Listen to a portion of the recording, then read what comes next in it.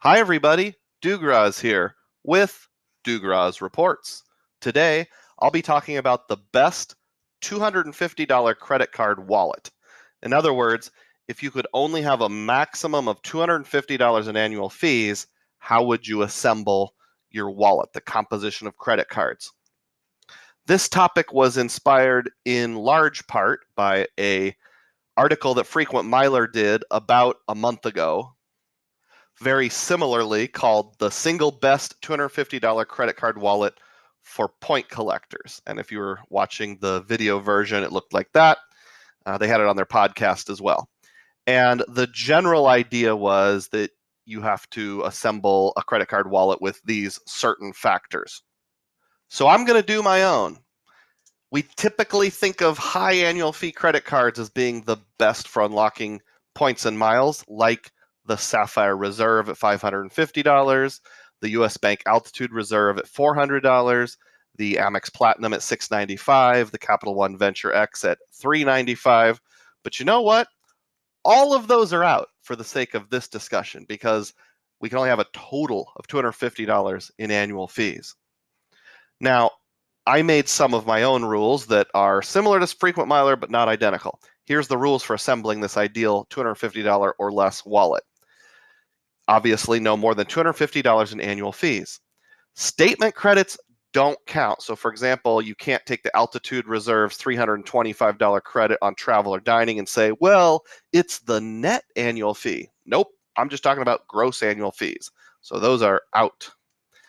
The fact is, any card is okay. This is a variance from Frequent Miler, not just transferable points. So I'll allow anything. You can have any card as long as annual fee is standard $250. And just for the sake of brevity, and I think making it a little more interesting, I'm going to impose my own limit of a maximum of 6 cards. I've come up with some examples. Maybe you'll like them. Maybe you'll think they're dumb. Let's take a look. And by the way, it is okay to mix and match banks. Sorry, I forgot to mention that. So they don't all have to be Chase or all Amex. It can be any combination of any issuer. Here we go. Setup 1, the Amex Fanboy and more. So this leans heavily into Amex. First, we have the Amex Gold Card, $250 fee, and that's going to use your entire annual fee allotment. So everything else has to be a no annual fee card. With that, you're going to get 4x on dining, 4x on grocery stores. You're going to get some of those better higher end Amex offers, and obviously the access to all of Amex's transfer partners. You can get quite a few points from that if you have a lot of dining and grocery spend. The American Express Blue Business Plus card, second from the left, is the 2x on everything in terms of membership reward points, up to $50,000 a year. So that'll be your everything else card.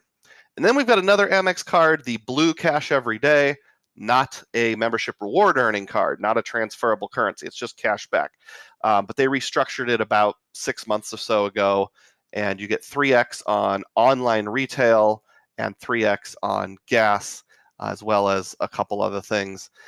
And I say 3x, I really mean 3% cash back. And then a non-Amex card that snuck in there is the Custom Cash by Citi. And you're going to see that quite a lot. So let me pause for just a moment and remind myself what that card does. And I'll remind you too. Citi Custom Cash, the card that automatically adapts to you with 5% cash back. And you earn 5% cash back in a single highest eligible spend category up to $500 per month. What are those eligible spend categories? It says right here. Restaurants, gas stations, grocery stores, travel, transit, streaming, drugstores, home improvement, fitness clubs, and live entertainment. So there's 10 options. For me, it would be probably restaurants, gas stations, grocery stores. I rarely pay for travel. Streaming is too small. Drugstores, well, certain times of year when you have copays and things like that.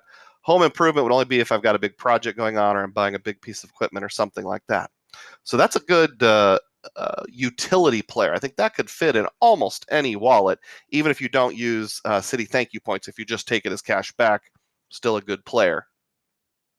So you've got a couple options in this setup how to use that custom cash. You're already getting 4x on dining and grocery over here. You're getting 3x on gas here. So I probably wouldn't use it for dining, grocery, or gas. unless I'm wanting to hit like a big gas month. I might buy a $500 gift card at my favorite gas station and spend that down gradually. Or maybe if I'm doing some manufactured spending, I'd probably put it for drugstores like early in the year when I have big copays on medicine, and then use it on home improvement, if I need to buy a new lawnmower or something like that. Before we go much further, on this particular YouTube channel, we talk about finding epic value, including, but not limited to, credit card rewards for the average American. Does that sound interesting to you? If it does, please subscribe to the channel and please click the thumbs up button. Let's keep going. Next up, the Citi Trifecta Plus. So obviously this is going to be heavy into Citi cards. We've got the Citi Premier, the Custom Cash, and the Double Cash, which probably makes up the traditional Trifecta. The Citi Rewards Plus card, the only reason it's there is because it gives you a 10% rebate on your thank you points. So for example, 2% over here effectively becomes 2.2. It is capped at 100,000 thank you points a year. And then I've added a couple non-Citi cards down here. We've got the US Bank Cash Plus card, which is a non-rotating category card. You do have to pick your categories every quarter, but the main one is home utilities. So I use this all the time for my gas and electric, my trash, and my water bill. And those three things put together can be $300-$400 a month, depending on where you live. Maybe in the winter, $500 a month. So 5% cash back is no joke on that, especially spread out over a whole year. And then right here, I've got the Wyndham Earners business card, and I might talk about that a little later. I might not. But basically, this has a very specific use case, and that is 8x on gas. And I will go into gas stations and buy gift cards, sometimes Visa gift cards, sometimes things like Amazon gift cards, because I'm saving up to transfer my Wyndham points over to either Vacasa or cottages.com. Those are both places that do like vacation home rentals, and I've talked about it before. You can find a link on my channel. Cottages is in Europe, Vacasa's in the United States and North America. Just amazing value, 13,500 points for a one-bedroom cottage per night. You can really stack things up. But anyway, back to the kind of the focus here, which is the Citi part. Before we add on, let's just take a quick look and a reminder at what the Premier card does so that we have that down pat. Citi Premier gets 3x on restaurants, grocery stores, which they call supermarkets, gas stations, paid travel, which I wouldn't use a lot, and 1x on everything else. So that's a pretty good base to go with for getting stuff done. Citi Premier unlocks the transfer partner of thank you points, and thank you points transfer to a variety of places, but the two that are kind of on my mind are Wyndham, which goes with that Vacasa or cottages.com thing I just mentioned, or choice hotels at 1 to 2. So for every 1 Citi point, 2 choice points. And that can be valuable in certain situations, not so much your low end like quality inns and that kind of stuff, but there's like Nordic choice hotels in Sweden, Norway, Denmark. Our family is going to be spending a couple days in Sweden this summer, so I think I can deploy that for a lot of value. So those are some ideas that are on my mind in terms of how the Premier would be used. I did actually sign up for a Premier just recently. Haven't done a video on it yet. Maybe I will. So in this setup, I'm not sure what I'm going to use the custom cash for. Honestly, I might just manufactured spend and buy a $500 gift card at a gas station every month to max out that $500. All right, let's go on to the next thing. Setup number 3, ultimate reward heavy. And this is for people like myself who are big into Chase. And here's what I have set up. Sapphire Preferred, $95 annual fee. You could swap that out for a Chase Inc. Business Preferred if that suits you better. Honestly, the only reason that is in there is to unlock the travel portal and the Citi transfer partners. I've got a Freedom Flex with its rotating categories at 5x. I've got a Business Unlimited, which will get me 1.5 on everything. I've got a Business Cash, which is 5x on office supply store, also 2x on gas stations. I have a Freedom in here. Now, that's different from the Freedom Flex. We're talking the OG, the original Freedom, which you cannot apply for anymore, but you can product change from something else. Like say you're downgrading a Sapphire Reserve to that, or if you I don't know what else you could product change from. I guess there's other things. I think they might let you change from a Freedom Flex to a Freedom if you had two of them after your first year, but don't quote me on that. I know my wife has two Freedoms because she used to have a Sapphire Preferred and a Freedom. Now she's product changed and has two Freedoms. I have the Sapphire Preferred, so she doesn't need one. And then, hey, the City Custom Cash makes its appearance again because it's just going to be your 5X quick hitter on whatever category of the month you happen to go with.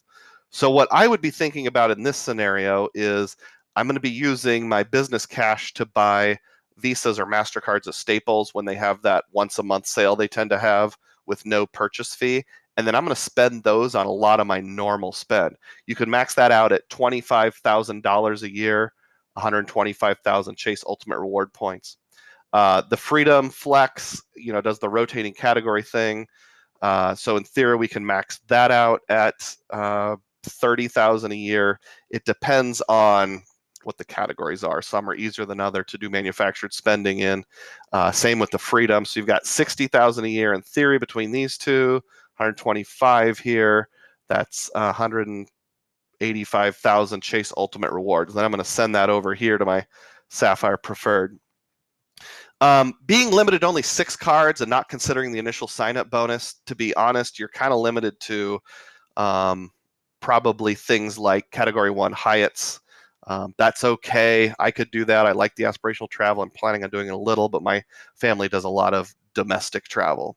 And then you can use the Chase portal for booking hotels, economy flights, those things to help get you by. Next, the Capital One plus cash hard to do setup. And I say hard to do because I've heard people say that if you're kind of into the credit card game, getting approved for a venture card is kind of hard. Getting approved for a Saver One card is kind of hard to do. I got approved for a Venture X, the one with the $400 annual fee. But maybe that's a little easier. I'm not really sure. Maybe someday I'll apply for a Saver One and see how it goes. But anyway, we're going to set up the Venture card, not the Venture X, just the Venture card, which is 2X on everything and unlocks all of Chase's transfer partners, including Wyndham. And that's a $95 annual fee. The Saver One will get you 3X on dining, grocery, and I think one other thing that I'm not remembering right now. You can yell at me in the comments. So we've got our 2X on everything here, 3X on a couple things here. I'm going to take everything else here as a cash back. And we've got the custom cash, which we've talked about a million times. We've got the Freedom Flex, which we're going to do the rotating category thing on. We're probably going to milk that for all it's worth. We mentioned the US Bank Cash Plus, which we're going to get 5% by paying our utilities on. And then in this setup, I think I'm going to also add the PenFed Platinum Rewards card. A weird graphic here because to get the picture off their website, I had to include that no annual fee, which is why it's a wonky size. But that is a no annual fee card that gives 5X on gas. And 5X does not mean 5% cash back. You mostly have to deploy it as gift cards at a ratio of 0.85. So really you take 5X times 0.85, that's 4.25. So functionally, you're getting 4.25 back on gas, no cap, no annual fee. And you're thinking, I don't want to mess with gift cards. Well, if it helps, one of the options is Visa gift cards. My dad has this credit card. He's actually done it. There's no fee to have a Visa gift card shipped to you. And they work just fine if you know how to liquidate these, or you can just spend them on your normal spend. This one's already been liquidated, so don't bother trying to copy the numbers. It won't do any good. So that would be a combination of Capital One and cash. You could do a lot of travel with the Capital One Travel Eraser. You could transfer to other partners. Let's just remind ourselves what some of the Capital One transfer partners are, since we don't talk about Capital One very much. Here's a nifty spreadsheet made by a blog called In Points We Trust, so hat tip to them. You can go to their website if you want to get a copy of this. They've got all the different transfer partners broken down by airlines and hotels. Capital One's this column right here, dark blue. So just highlighting the ones that I might use or have used. We've got Air Canada, Flying Blue, which is KLM and Air France. I did use that to book my Europe vacation this summer, not just from Capital One. It was Capital One plus Amex combined. Finnair, I don't know, maybe that'll be helpful. British Airways, I actually booked my first British Airways flight with British Airways points. It's a repositioning flight within Europe this summer, just recently. I've used British Airways for American domestic flights before, but this is the first time British points on British Airways. There's some others here. There's Virgin Atlantic, which could be helpful in some scenarios. And down here, we've got Choice and Wyndham. Now, their choice ratio is only 1-to-1, but if you need to top something off, and that same Wyndham trick for Vacasa and or cottages.com would work as well. There it is, a mix of Capital One and cashback. Next, setup number 5, Mymishmash. Now, if I was truly limited to less than $250 in annual fees and only 6 cards, I think this is what I would go with, at least right now. Now, we've got the first 3 cards are all Chase Ultimate Reward earning cards. We've got the Sapphire Preferred again to unlock the travel portal at 1.25x and the transfer partners. We've got the Business Cash to get that 125,000 points a year with the Staples gift card thing. And we've got the Freedom Flex to do rotating categories on.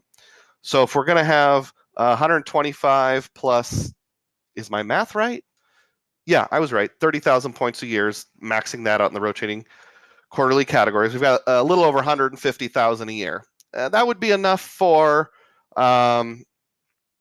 say you've got category 1 Hyatts you want to transfer to with Chase. 5,000 points a night, assuming it's not peak. 10 nights a year. So you got 10 nights of lodging a year with Hyatts. Nothing fancy, but you can do your road trips or whatever. And then you've got 100,000 left over. That's probably enough to use the portal and fly a family of 4 domestically round trip within the US at least once a year. So you've got some travel that you can do, or you can just take it as cash if you'd prefer. You'll have your Chase offers here and there. The custom cash makes another appearance. Honestly, I'm just going to manufacture spend out of that. I'll just take my 5% cash on $500, which I believe is $25 every month on that. I'm paying my utilities with Cash Plus, and then I'm going to the gas station buying a whole bunch of gift cards, get Wyndham points. I think with this setup, an average American, just a plain old regular hamburger Joe, could take his family on one really good vacation every year within the United States. So I think that would be a perfectly good setup. What is your ideal setup? $250 annual fee maximum of 6 cards. Put it in the comment section down below and tell me how I did. Do you like this kind of video or not? As always, may your spending be frugal and may your points be plenteous.